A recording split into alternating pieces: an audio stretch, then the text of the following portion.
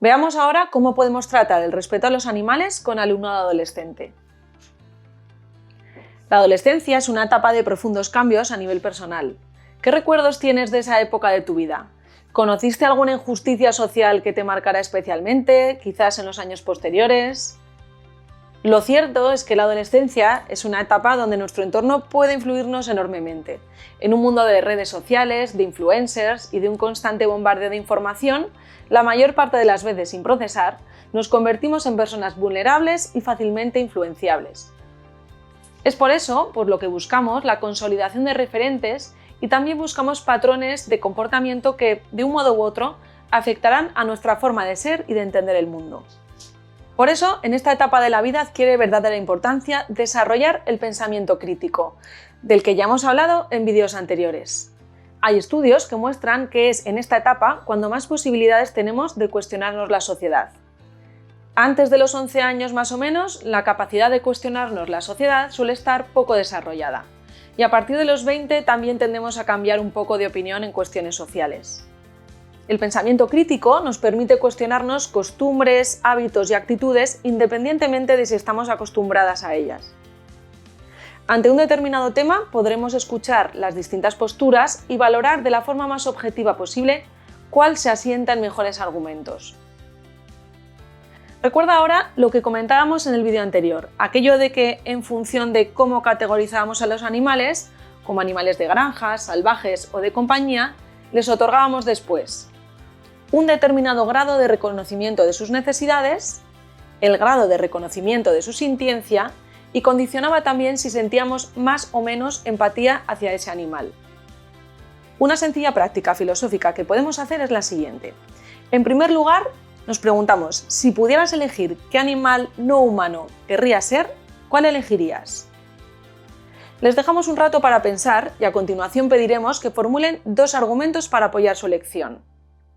Después haremos la pregunta contraria.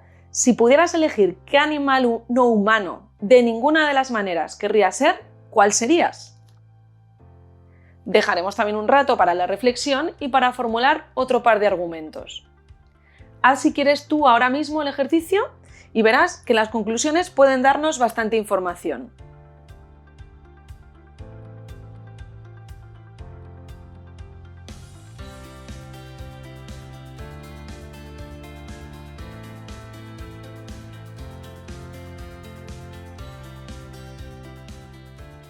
Lo que suele ocurrir es que escogen animales como aves, delfines, leones y muy pocas veces eligen animales que asociamos con las granjas, algo que muestra que, aunque no solemos hablar de ello, son conscientes de que la vida en las granjas no es buena.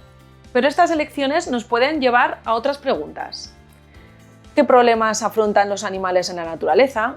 ¿Si es habitual que los animales en libertad alcancen la vejez? También podemos plantear que se haga una clasificación de los animales. Probablemente la primera clasificación que se haga será según si son vertebrados o invertebrados, mamíferos, aves, reptiles, peces. Sin embargo, lo que vamos a proponer es que hagan una segunda clasificación siguiendo un criterio propio, el que el alumnado quiera, y vamos a ver qué ocurre.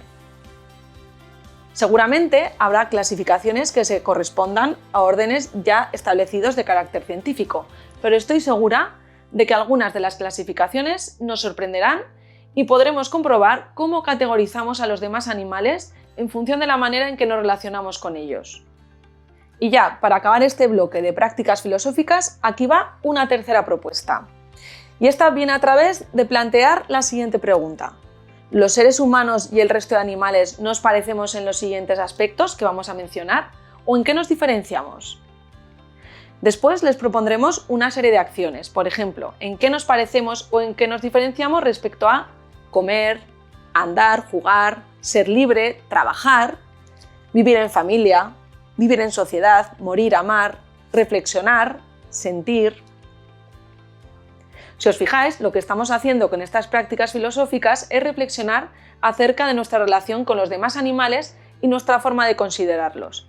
Con este tipo de prácticas muy probablemente veremos cómo la manera en que percibimos la realidad determina cómo pensamos sobre esa realidad y en definitiva influye en nuestras conductas y en nuestras acciones. Por eso insistimos tanto en que generar pensamiento crítico es la clave.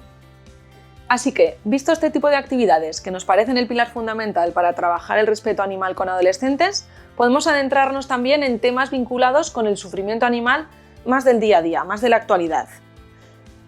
¿Qué temas podemos tratar? Pues son muchos, pero por ejemplo, el abandono y el maltrato animal, investigando sobre cuántos animales fueron recogidos el año pasado por las protectoras. También podemos investigar sobre comportamientos, habilidades, capacidades en los demás animales, cómo los demás animales expresan las emociones, cómo se manifiestan. Muy importante también, hablar de los animales en peligro por el fuego. Hoy en día que tenemos muy a la orden del día los incendios, por desgracia. Profundizar en los conceptos de sintiencia e intereses. También podemos reflexionar sobre costumbres culturales que implican el uso de animales en espectáculos en diferentes puntos del mundo. Interesante pensar en tendencias en el consumo de animales en diferentes puntos del planeta, pero también en futuras tendencias en la alimentación respecto al consumo de animales, es decir, cómo nos alimentaremos en el futuro. También, de otra forma más práctica, podemos pensar en manualidades que puedan ayudar a los animales que viven en el medio salvaje. Y, por supuesto, investigar en diferentes formas de explotación animal, sobre cómo viven los animales en las granjas y en otros lugares similares. Y también sobre la pesca, en qué consiste, cuáles son sus consecuencias, cómo la padecen los peces, los demás animales marinos.